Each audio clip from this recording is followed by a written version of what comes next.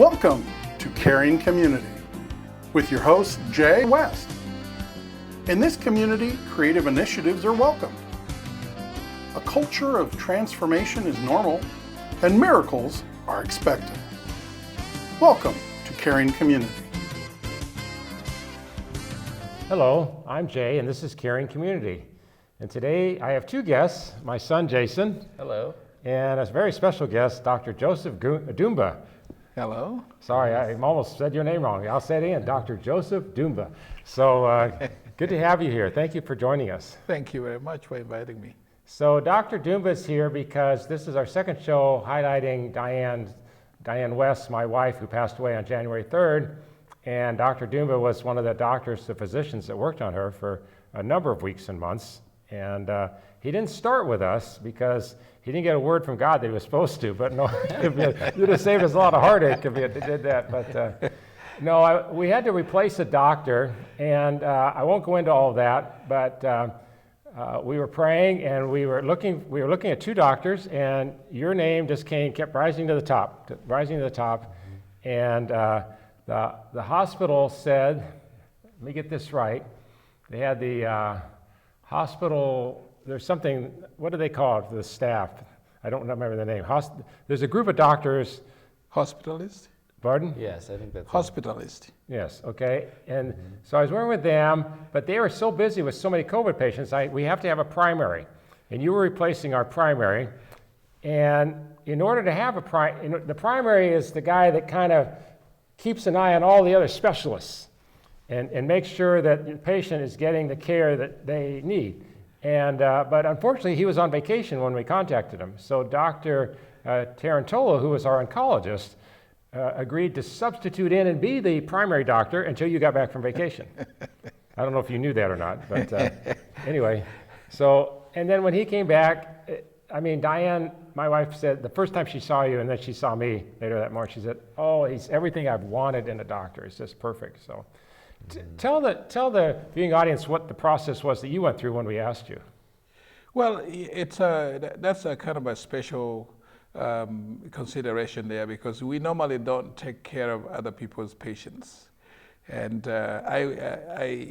we take care of our own in the hospital, meaning patients that belong to our clinic and our group. That's who we take care of.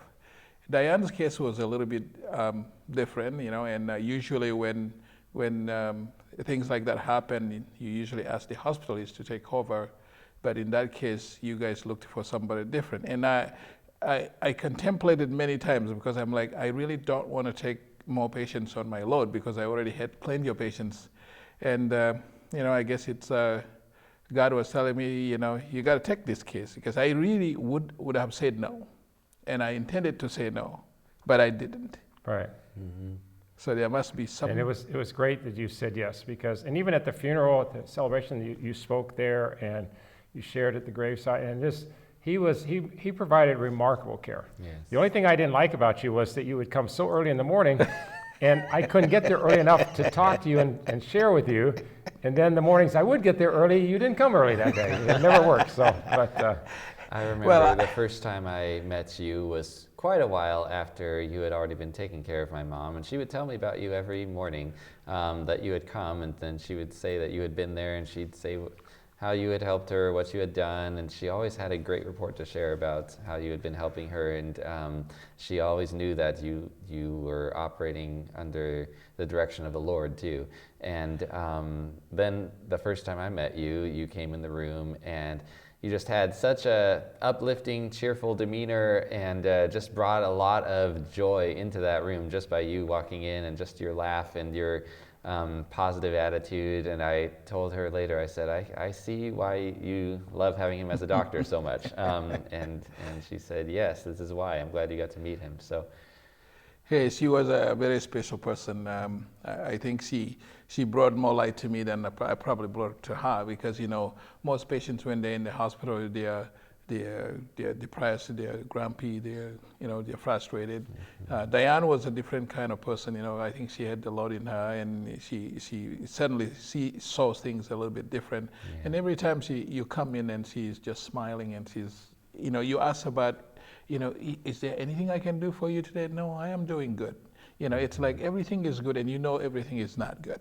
Yes. You know. And I remember she would tell you everything is good, and then I'd call you like Yeah. 3 or 4 hours later and tell you this is what's going on, and you would say she didn't say anything, about that. Yep, So, yep.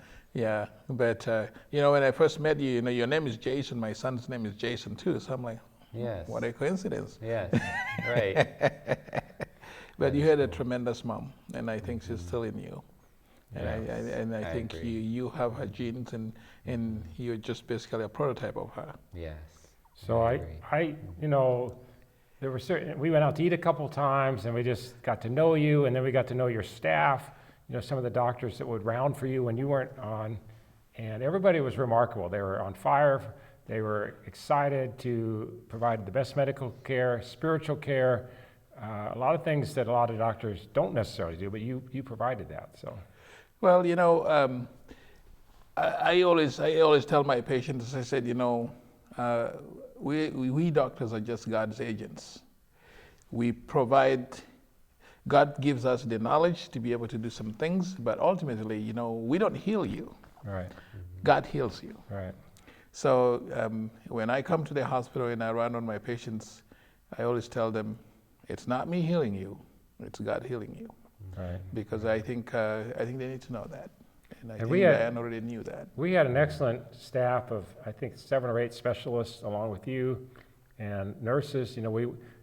Several of the doctors are believers like you are, most of them were, and we witnessed a lot of nurses, and just, I could name doctors, I'm not going to, but the different ones that we had, but, we had, and not all the doctors were like you.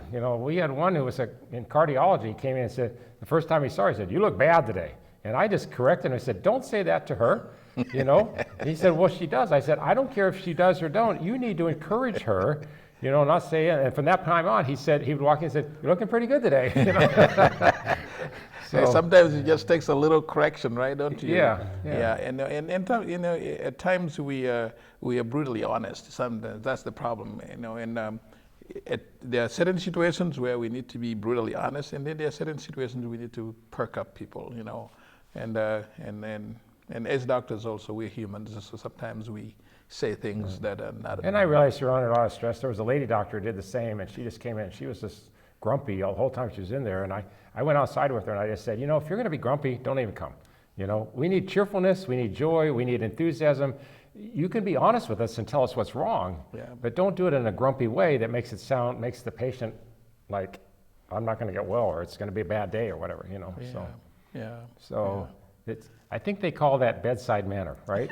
Correct. Yeah. Correct. So I haven't even been to medical school, and I know this medical term, bedside manner. We could give you an honorary doctorate, in medicine. Well, several of the doctors told me that I was one of the best health advocates they'd ever seen. So, We learned a lot of medical terms and a lot of information in our time there. yeah, Absolutely. from the BUN to all sorts of numbers that we would plasma and platelets and we would ask all these numbers every day walking in and make sure the creatinine for the, all these different things that we had never even heard of before. And now when I hear about other patients talking about them, I go, oh, I know exactly what you're talking about. I got a medical degree hanging on the wall. So. Yes. So, Absolutely. but we wanted to thank you, and we're going to do another show with him. He has an amazing medical spiritual clinic over in the Sudan, which is where you're from, isn't it? South Sudan. South Sudan, excuse me. This is the West Omaha. I'm in West, he's South, okay. So actually it's not West. I don't know where we are. We're in Omaha somewhere. But our last name's West.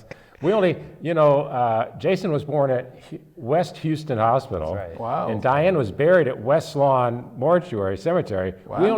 We only drive on I-80 West. We don't drive I-80 East, That's so, right. Yeah, Everything's so it has gotta to have be the West West in the name. So, so when did you come here to the States? And you did your training where? I know where you did it, but I want you to tell the people. Well, I came to the United States in 1990 as a refugee from Kenya. Okay. As a South Sudanese refugee from Kenya. I was one of the first refugees to come to this country as South Sudanese. And I ended up in Seattle, Washington. Didn't know where it was, but all I wanted was to get out of that camp the refugee camp and go somewhere where I can at least do something for myself. Right. And so I ended up doing.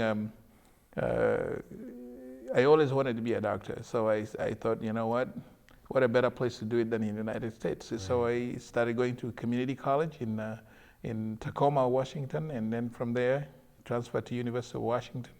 Okay. Where I graduated with my undergraduate degree, and then I went to University of Washington School of Medicine to do my medical degree, and then ended up in the Midwest to do my residency with the Mayo Clinic. Yeah, so you were at the Mayo Clinic. I knew that. That's the part I knew. So, and that, we didn't even know your credentials when he called you. We didn't know if you were, you could have been a veterinarian for all we knew. That's right. But Diane likes stuffed animals, so that would have worked, right? Right. But no, you came with great, actually one of the nurses recommended you, the one that I gave the Daisy Award to. Yeah. I don't remember his name. Wow. But he recommended you, and we were looking at one, and he recommended you too, and so we decided that was a great choice. And I consulted with several of our doctors, and everybody said, Dr. Dumas, top notch. If you can get him, And I was like, okay, this is a stretch because I don't even know you. Like you said, you prayed and you felt like God was leading you to take her. So. Well, that's just it. Having a doctor who also listens to the Lord and follows just what the Lord is speaking, and we could see that about you. As you started helping my mom and as you started helping us, and that you're definitely in tune with the voice of God and you're hearing from Him, because and that's ultimately the only reason why you even took her on, because you just felt led by the Lord and you heard Him direct you to, which is amazing. So knowing that you have a doctor who's also following the Lord too is huge, makes a huge difference. Absolutely. When I first walked in there and I saw you next to your mom, I'm like, yeah, he's probably gonna go through what I went through. I lost my mom in 2003 when I was just about to graduate from residency, and since then, obviously I miss her because she never had to enjoy what I really have worked for or what she has worked for. Right. Putting us through school and things like that. So. But I knew that Diane's situation was pretty bad, and I know that someday she's going to be called back to go back home to the Lord and join the rest of those who have gone ahead of us. And I think when I looked at him, I'm like, yeah, unfortunately, he's probably going to go through that same situation that I went through. But our hope was pretty high until she got COVID. Mm-hmm. She was going to come home, and then she got COVID. And I to this day think that COVID was the thing that took us beyond where we needed to be. Does that make sense? I think probably it did. We obviously don't know what the outcome would have been with the cancer, but COVID. I mean, she was on 24/7 dialysis for 4 weeks, and the nephrologist said, well, she's going to be on it the rest of her life, and then she was off of it. She got past C. diff, she got past the seizures, she got past a lot of things. And was improving. And the COVID was just. But and what I recall is that from Dr. Tarantola was that the chemo treatments and things that she was getting for the cancer had to be stopped when the COVID treatment started, and then there was a delay. They had to wait even longer after COVID before you could start those, and we were never able to start those again. So from that standpoint, the COVID was a major interference with all the other healing. So it did. I think. And obviously we don't know for sure, but all I know is she was coming home. She had come home and was home with me for a couple hours to do an in-home visit, and the next day she was diagnosed with COVID, and was and in those days it was 10 days if you were outside the hospital, it was 20 in the hospital. 21, Yeah, 21. So, and I'd like to talk about Methodist a little bit. Methodist is a good hospital. How did you connect with Methodist? How did that happen? I think I came to work for Methodist about 11 years ago, after spending some time with another organization, and things were not going as right as we had hoped. So our group actually moved to Methodist as a unit, and they've been very, very good to us. They've been a blessing. Right. We have been able to do the things that we do outside of medicine like going for medical missions, which is part of Right. our group. My partners, we love going for medical missions to Africa. And and I don't know, the parts of world. doctor that was from Venezuela, is he still with you? Yes, What's his name? Dr. Andrade. Yeah, Diane really liked him too. When you couldn't be there and he was there, it was Yes. like, it was a good substitute. So. Yes, absolutely. So how did you meet your wife? She's a doctor too, correct? My wife is a nurse practitioner, yeah, Okay. but she has a doctorate now, yeah. But Okay. So she just got her doctorate in nursing, so she's a nurse practitioner. We met back home. Oh, okay. Yeah, but when I came alone, and she came back.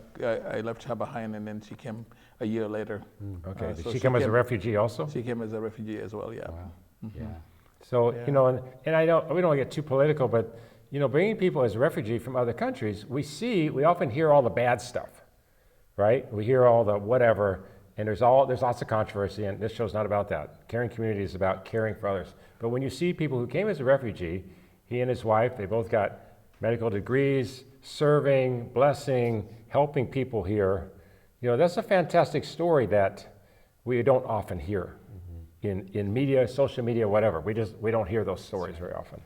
I think the unfortunate thing is that these days most of the media is fascinated with all the bad news. The bad news seems to be the one that people like to read about. Right. But there's a lot of good things. There's a lot of people doing a lot of good things Right. in the Yes, world. that's And I think I wish that we could have some media where people could just talk about good news or good things all the time. I think that would be fantastic.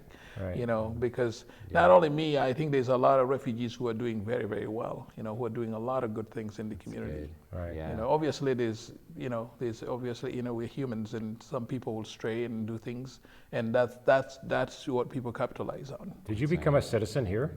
Yeah. Okay. So that was, is that part of the agreement when you come as a refugee, or because I don't know. You can become a citizen if you want. If you don't want to, you can stay as a permanent resident. Okay. It's up to you. But it's the You have dual advantage. citizenship? Oh, by birth, yeah, obviously, yes. Okay. I can go back to South Sudan. I don't think they would say, well, you're not from here, go away, Right. I think we can tell by looking at him, right? What gives it away? Is it his accent? No, his shoes? I don't know. Probably my accent right away. Yeah. They was, and my dialect, obviously, I get home Yeah, and I your start dialect. talking right away, and I say, yeah, that's one of ours. Can you Right. talk? What language is spoken over there? Oh, we have 64 different dialects. So which one? Wow. But the English and Arabic, English is the official language, and Arabic obviously is used sporadically, and then obviously the other big dialects. So there is Bari, there is Dinka, You want to there's say anything in Nuer, another there's- language? You want to talk in one of those other languages? Which one would you want me to talk in? Well, whichever one you're best fluent in. Yeah. Just say something. Just say something to the audience, and then translate yourself. Madanta, tinatela soloroman. That means how are you, and thank you for meeting, or greetings to you. Oh, Yeah. In okay. That's in my dialect, Bari, Okay. the Bari dialect. Yeah. It's one of the largest ones because we have 7 subsets of 7 tribes that speak the same language. So it's like the English that they speak in Texas versus Alabama versus Nebraska. Right. Yeah, but it's the same. I have two friends. I have a couple friends from Arkansas, and one was here yesterday visiting me. Yeah. And, he has a southern accent, and he doesn't sound like people from Nebraska, Right. And this other person I know has a really strong southern accent. This lady I know, it's like, wow, it's just, they hardly live very far away at all when you think about it. Yeah. But the accent is so different, so. Absolutely. So, Yeah. Tell us, we have about 7 minutes left. Tell us how you came to know the Lord. Well, I was very fortunate that my parents were both Christians, and when we were growing up, we participated a lot in the church.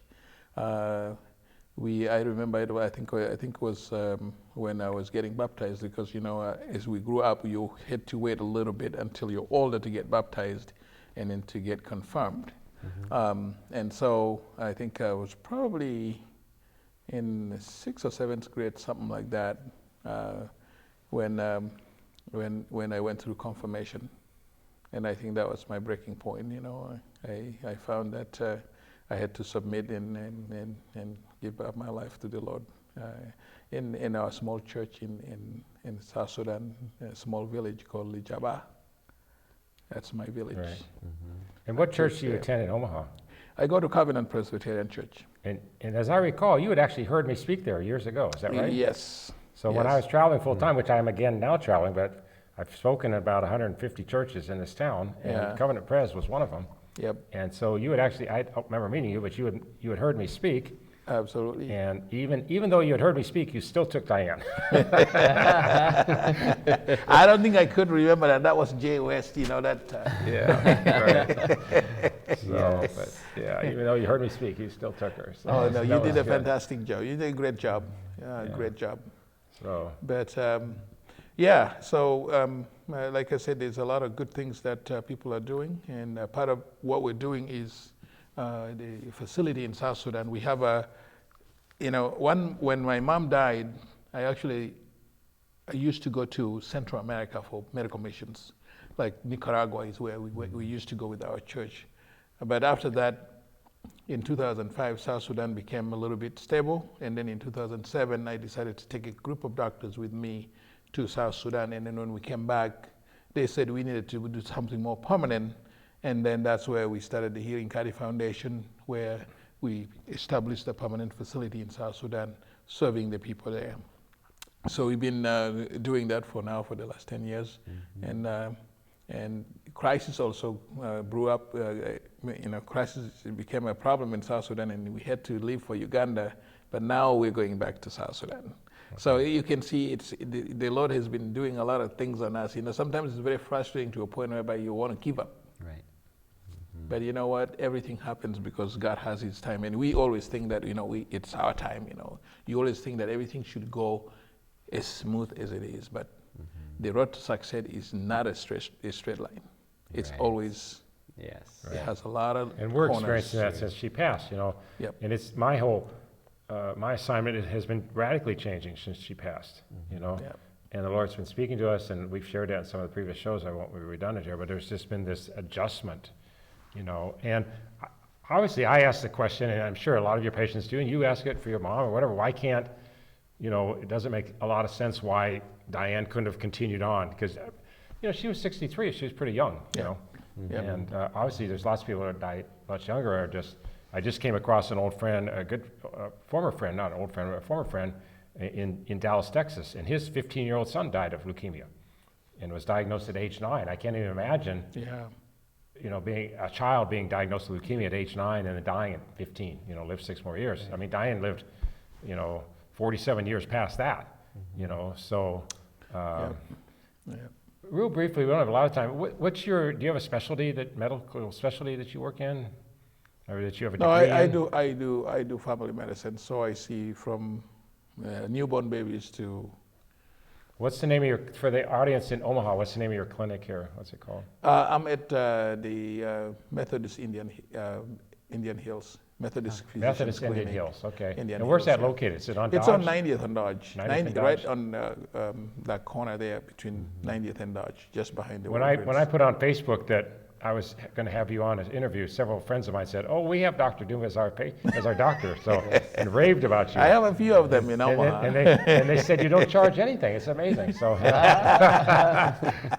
independently wealthy. So.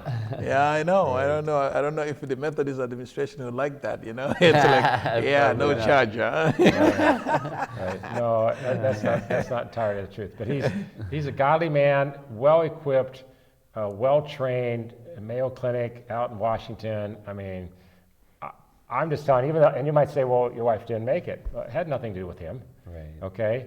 I mean, it was if we were going to blame somebody, we would blame one of the specialty areas, But we aren't like that. We aren't like that. It's not our nature to blame other people because things don't go the way we thought they should go. Right. And has it been hard? Yes. Has there been a lot of grief? Yes. I went through grief counseling. He did too. I'm in grief share right now. I met a man who was one of our local fire chiefs, and his wife died 9 months before Diane did. He's about my age, and he has become one of my new friends and mentors. And because he's 9 months ahead of me in where I am right now. Yeah. And they were married 37 years. And in fact, I'll probably have him on on the show soon. But so if you didn't get a chance, go back and watch the episode before this one. If you're catching this on my YouTube channel or on KPAO, I don't know what number it is now. I'm kind of lost on that. But go back and watch, because there's a great video of Diane, a 15-minute video of her teaching, sharing, singing, praying that you will enjoy. And we're just doing this to honor her one last time. It would have been difficult for us to do this show earlier because honestly, when I would talk about Diane, I'd start crying, and so I'm 10 minutes down the road. It doesn't mean I still don't cry, but I'm at a point now where I can discuss and share without bursting into tears. And so we just wanted to do this, and we wanted to honor you, all of the doctors, all 8 of them, and we could name them all, right. From infectious disease to cardiology to nephrology to all the different specialties that we had, pulmonology. They were fantastic, every one of them. The whole team was great, Yes. But we got to know you the best. Well, I get to know you guys for very long. We'll know each other for a very long time. Yes, I believe and we will. It's been a pleasure to And we're know going to do your another family. show with you, so come back and watch the next show with Dr. Joseph Dumba talking more about his medical clinic in South Sudan. And just thank you for tuning in. Jason and I are so grateful that you showed up to allow us to just talk a little bit about Diane West and the influence she had on our lives. 41 and a half years of marriage, 20-some years as a kindergarten teacher, 25 years as a kindergarten teacher, 30 years in growing as a mom, and great doctor friends like you. Let me shake your hand. Thank you. Thank you so very much. Thank you so much. Thank you, Jason. It's good to be with you. Thanks. God bless you. God We'll bless see you you. next time. Goodbye.